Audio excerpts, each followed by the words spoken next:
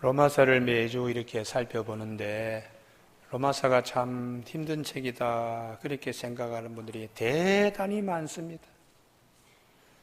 우리 교우들은 로마서가 정말 복음 중에 복음이다라는 고백이 꼭 있어지길 바랍니다. 로마서는 두 개의 큰 것을 말합니다. 하나는 죄악론과 하나는 구원론입니다.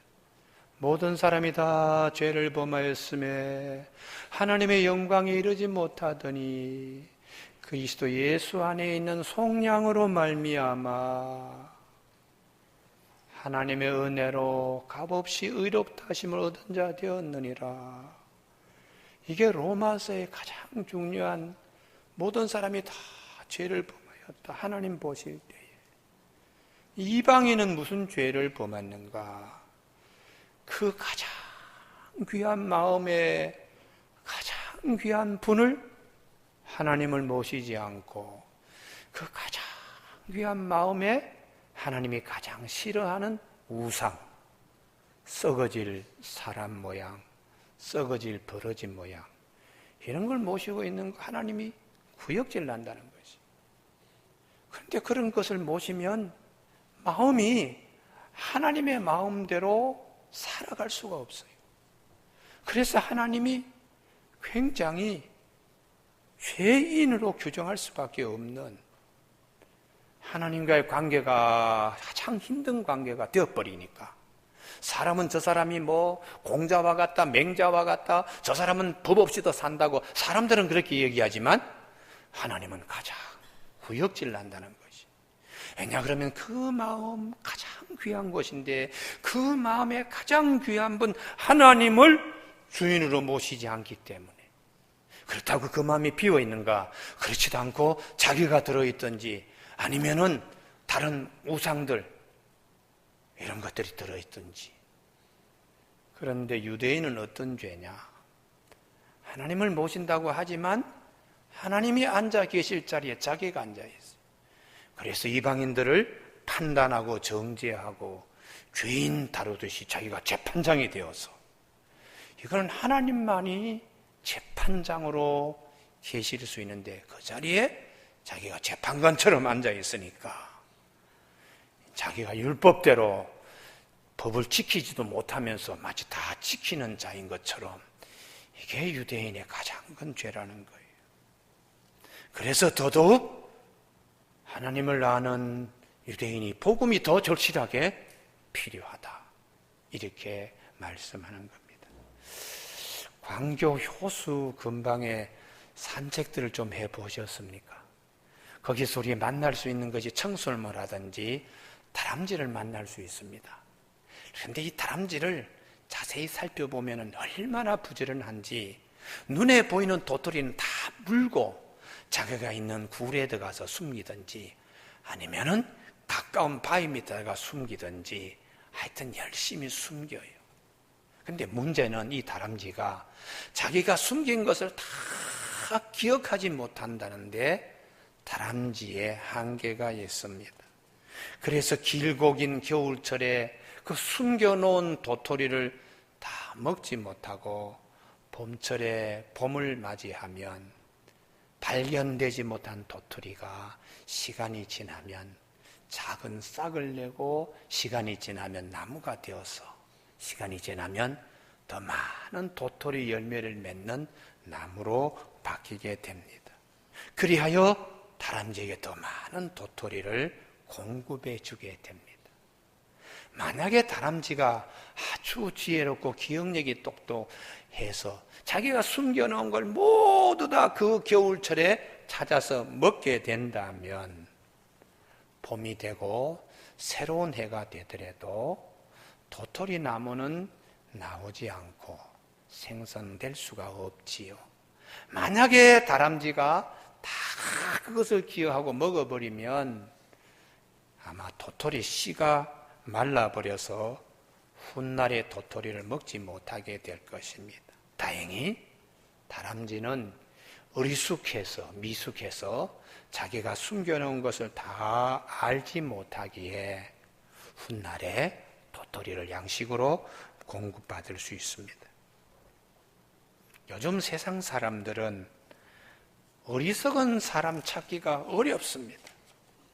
모두 다 영리하고 모두 다 똑똑하고 모두 다 계산이 빠르며 이문에도 아주 밝습니다.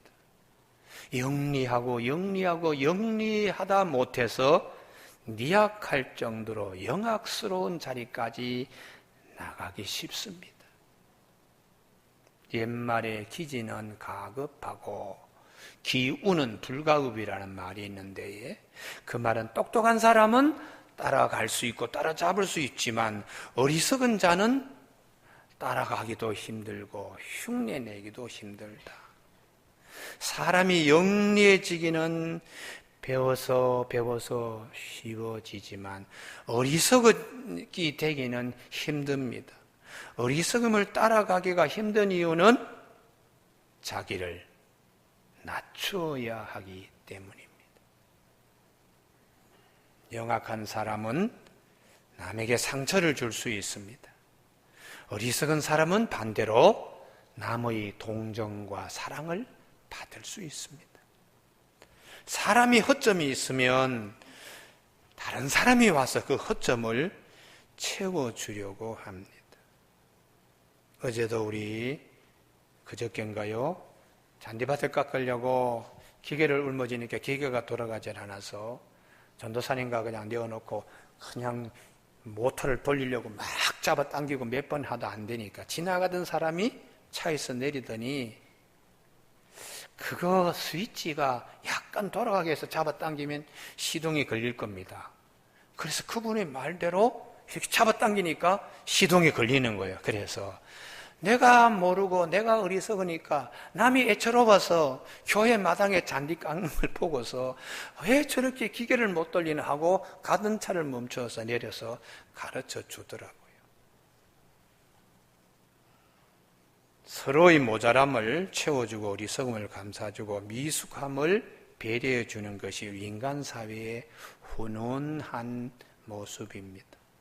내가 똑똑해서 남에게 배울 것이 하나도 없다고 하면 그 사람은 고독한 시간을 보내게 됩니다. 아무도 그에게 다가오는 사람이 없으니까요. 가끔 일부러 모르는 척하고 어리석은 척 못난 척 사는 것이 도로 남의 사랑과 관심과 애정을 받을 수 있습니다. 그래서 노자는 알면서도 모르는 척 하는 것이 최상이요, 모르면서 아는 척 하는 것이 최고의 병이다, 이렇게까지 얘기했습니다. 남을 속이는 것이 아니라면 가끔은 어리석은 척하며 살아가는 것도 지혜 중에 지혜입니다. 내가 모자란다고 생각하면 남과 분쟁할 일이 없습니다. 또 내 안의 시기 질투 때문에 내가 쓸데없는 에너지를 소모하지도 않습니다. 도로 남들이 와서 나의 부족함을 채워주곤 합니다. 그래서 성경은 교만보다 겸손을 강조합니다. 잠언 18장 12절에 사람 마음의 교만은 멸망의 선봉이요 겸손은 존귀의 앞잡이다, 그렇게 말씀합니다. 성경은 하나님의 마음을 우리에게 일러줍니다. 아버지의 마음을요. 오늘 본문 사도 바울이 하나님의 마음을 유대인들에게 일러줍니다. 유대인들은 자신은 영리하고 똑똑하다라고 생각하면서 이방인은 19절 20절에 맹인 같은 녀석들, 어둠에 있는 놈들, 어리석은 녀석들, 어린아이 같은 자들이라고 생각하면서 자신들은 맹인의 길을 인도하는 자로 착각하고 있으며 어둠에 있는 자의 빛이라고 자부심을 갖고 있으며 어리석은 자의 교사라고 어린아이 선생이라고 착각들 하고 있음에 사도 바울이 하나님 아버지의 마음을 한참 모르고 있다고 지적하고 있습니다. 그래서 더더욱 복음이 이방인들보다 더 필요하다고 사도 바울은 가르쳐 줍니다. 예수님도 오셔서 똑같은 말씀하셨습니다. 마태복음 25장의 달란트 비유로 어떤 사람이 외국에 갈 때 자기 종들에게 자기 소유로 5달란트, 2달란트, 1달란트를 믿고 다 맡겼습니다. 1달란트는 금 한 30한 5kg 정도니까 한 관 정도 나가죠. 산관요. 5달란트면 5관을 받는 겁니다. 2달란트는 2관을 받고요. 오랜 후에 주인이 와서 결산했을 때에 5달란트 받은 자는 5달란트를 재생산했습니다. 2달란트 받은 자는 2달란트로 똑같이 만들어내었습니다. 1달란트 받은 자는 그냥 땅속에 감추어 두고 주인이 왔을 때에 1달란트만 내놓았을 때 주인이 악하고 게으른 종이라고, 이 무익한 종을 바깥 어두운 데 내쫓으라고 이렇게 말씀하셨습니다. 하나님께서 유대인에게 주신 달란트는 율법입니다.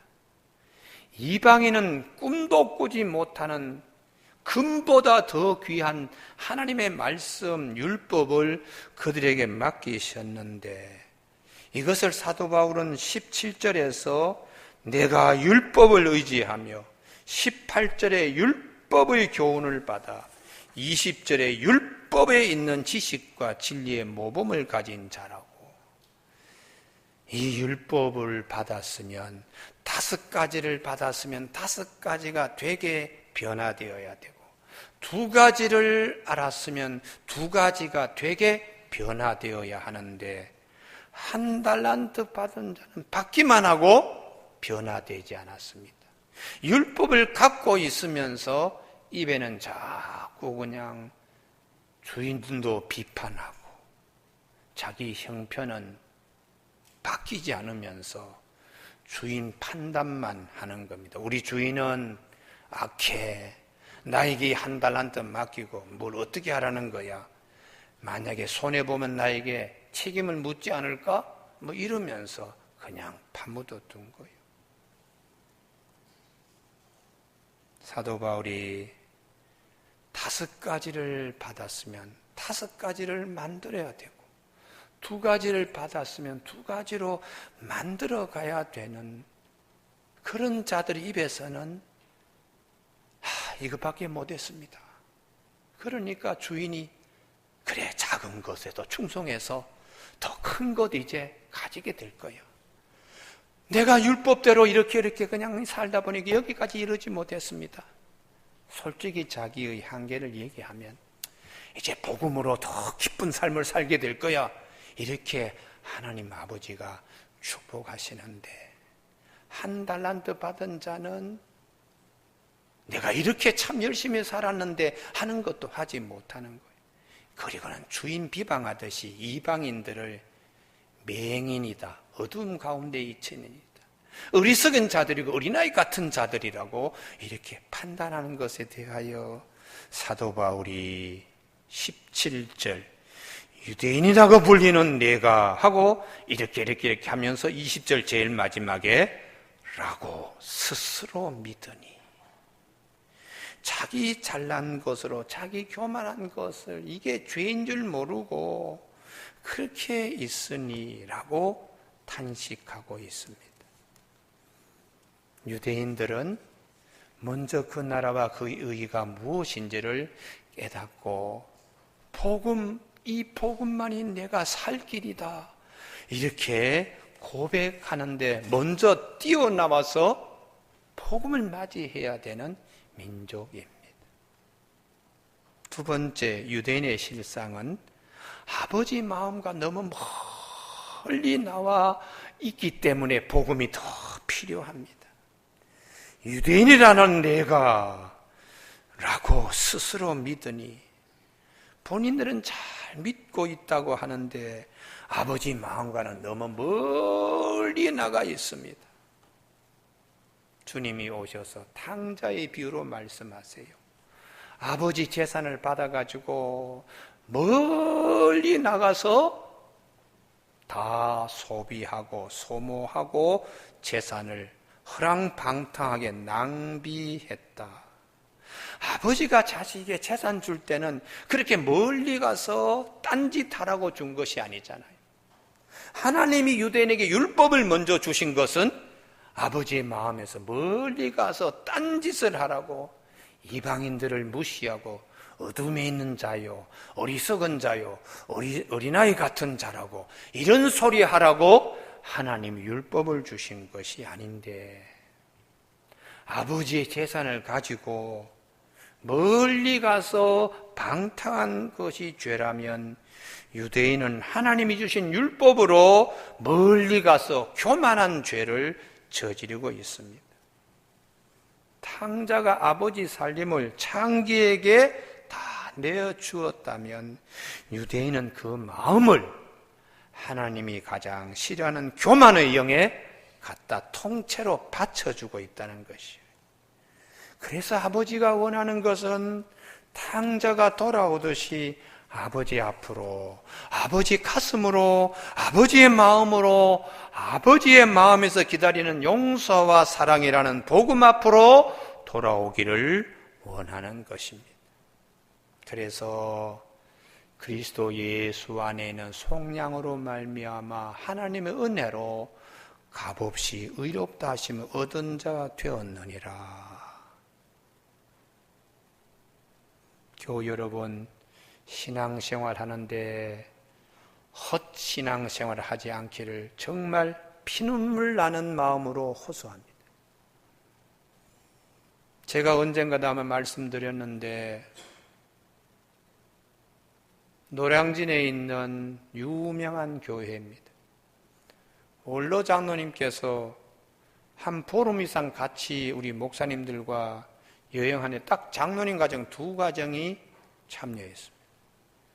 본인이 수도원 탐방 끝날 무렵에 목사님들, 저에게 설명해 주세요. 제가 아무 목사님 밑에서 아무교회 원로 장로로 있습니다. 이제 내 나이가 이제 거의 90을 바라보는 나이인데 천국에 대한 확신이 없습니다. 그래서 우리 담임 목사님께 천국에 대하여 좀 설명해 달라고 그렇게 했더니, 장로님 조금 기다리십시오. 일주일이나 답이 없어서 다시 물었더니 한 달 후에 A4 용지 서너 장으로 천국에 대한 말씀을 하시는데 하나도 마음에 와닿지 않습니다. 제가 그 얘기 듣는 순간 정신이 번쩍 났어요. 아이고, 내 목회하는데도 이런 얘기 하시는 분들이 없어야 되겠다. 내가 목회하는 내 교회 양무리에는 이런 소리 하는 분 없어야 되겠다.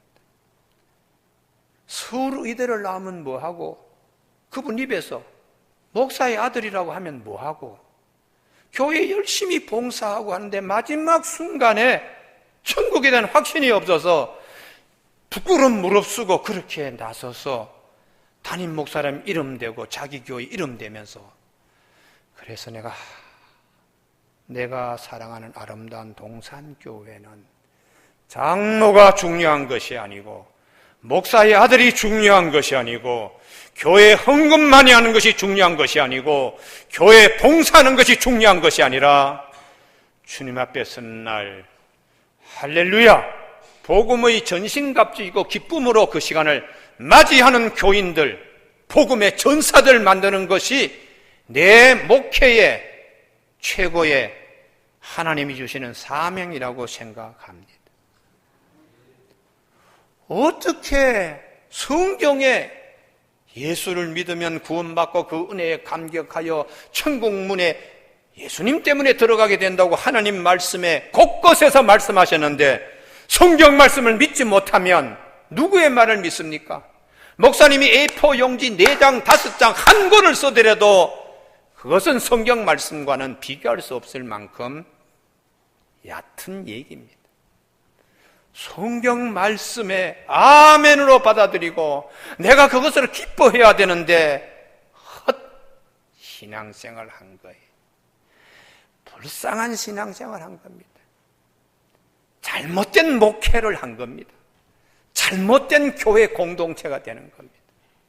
중세 교회가 잘못되어 가고 있으니까 루터가 대학원 박사학위 논문 지도하면서 질문을 던졌습니다. 요즘 면죄부 가지고 구원받는다고 그러는데 이걸 한번 토론해 보라고.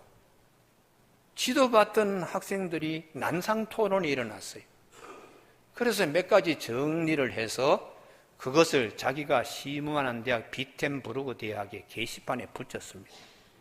이게 싸움이 되었던 것은 교권사회에 위에 있는 고급 성직자들이 이거 우리한테 저항하는 건데 성경 말씀에 우리가 하는 행위가 잘못됐는지 안 잘못되었는지 그걸 보지 않고 자기들의 권위에 도전한다고 루터와 싸움이 일어났습니다. 링 위에서 루터는 혼자 싸웠지만 게임이 되지 않았습니다. 왜요? 진리가 힘이 있기 때문입니다. 그래서 종교개혁, 우리가 근본으로 돌아가야 되는데 말씀으로 다시 돌아가서 믿음으로 은혜의 복음에 우리 신앙이 되어야 됩니다. 아니 돈 주고 구원받는다면 면죄부 돈 주고 티켓 사가지고 구원받는다면 돈으로 구원받으면 예수님이 오실 필요 없지요. 예수님이 십자가에 달리실 필요 없지요. 권력으로 구원받는다면 직함으로 명예로 구원받는다면 예수님이 오실 필요 없지요. 그게 루터의 우리가 말씀으로 다시 돌아가야 된다는 것이에요. 사도 바울은 유대인들에게 하나님이 복음을 주신 이유, 율법을 주신 이유에 대하여 아주 분명하게 얘기를 하는데 하나님이 먼저 율법을 주신 것은 자기 자신을 비추어 보라고요. 우리 자신을 비춰보면 얼마나 우리가 죄인인가를 더 잘 알게 된다는 것이에요. 21절 다른 사람을 가르치는 네가 네 자신을 돌아보면 도둑질하지 말라고 말하면서 너도 도둑질한 거 기억나지? 22절 간음하지 말라고 네가 말하면서 돌아보면 네가 마음으로 간음한 적 생각나지? 우상을 가정해 있는 내가 신전의 물건을 도둑질하는 일들이 주변에서 일어나는 거 알고 있지? 율법을 자랑하는 네가 율법을 범함으로 하나님 욕 보이잖아. 기록된 바와 같이 하나님 이름이 너희 때문에 이방인 중에서 모독, 욕을 보고 계셔. 이렇게 사도 바울이 유대인들을 향하여 말씀하고 있습니다. 탕자가 나중에 돼지의 쥐염 열매로 배 채우자 하지만 먹지 못하고 줄인 자가 되듯이 아버지 욕 보이는 인생 된 것처럼 사도 바울이 유대인들 때문에 하나님 욕 보고 계신다. 유대인들 봐라. 저렇게 그냥 구두쇠고 저렇게 돈만 아는 사람이고 말은 저러면 저렇게 살지도 못하는 니나 잘하세요. 이런 식으로 이방인들이 얘기하니까 이게 말이 되느냐. 우리가 다 죄인임을 알아야 되기 때문에 더 유대인들에게는 복음이 필요하다는 것입니다. 교우 여러분, 하나님이 우리에게 이 복음을 주신 거 정말 감사한 마음으로 그 값없이 주시는 은혜에 감격하며 내면적 유대인이 되어야 돼요. 겉으로는 유대인인데 속마음은 이방인처럼 산다면 몸에 할례, 태어나서 8일 만에 이렇게 나는 하나님의 백성이다. 그거 무용지물이라는 거예요. 몸에 태어나서 8일 만에 할례 받지 못한 이방인이라도 하나님 말씀대로 내가 살려고 노력하고 아이고 안 되네. 복음만이 내가 살 길이다. 이 죄에서 누가 나를 건져낼 수 있을까? 예수님이 십자가에 못 박히심으로 내 죄를 대신 속죄해 주므로 그 은혜에 힘입어서 감사합니다. 하나님과 나 사이에 불화의 관계가 아니고 이제 화목한 관계가 되었으므니 감사합니다. 이게 이면적 유대인이 진짜 유대인이다. 몸의 할례가 중요한 것이 아니고 마음의 이 감격으로 하나님 은혜에 감사합니다. 이렇게 되는 자들이 내 영에 할례를 행한 것이고 파피루스나 양피지에 새겨진 율법의 조문에 따라 사는 자가 아니라는 것입니다. 여러분, 이 루터의 종교개혁 500주년이 되었습니다. 죄 많은 곳에 은혜가 넘친다고 빛 가운데 가면 갈수록 나의 작은 죄도 다 보이는 거예요. 율법을 행하면 행할수록 나는 죄인이구나 이렇게 낙심하는 자에게 복음이 우리 구원은 예수 그리스도의 은혜에 힘입어 그리스도 안에 있는 속량 죄값을 대신 지불해 주신 이 하나님의 은혜로 값없이 의롭다 하심을 얻은 자 되는 이것밖에 없다고 사도 바울이 감격하면서 나의 나된 것이 하나님의 은혜입니다 라는 고백으로 사도 바울은 로마의 교인들이 복음으로 전진갈 수 있기를 원했습니다. 오늘 종교개혁 500주년을 맞이하여 다 떨쳐버리고 복음만으로 우리가 다시 새롭게 들어가는 우리 모두가 되시길 바랍니다.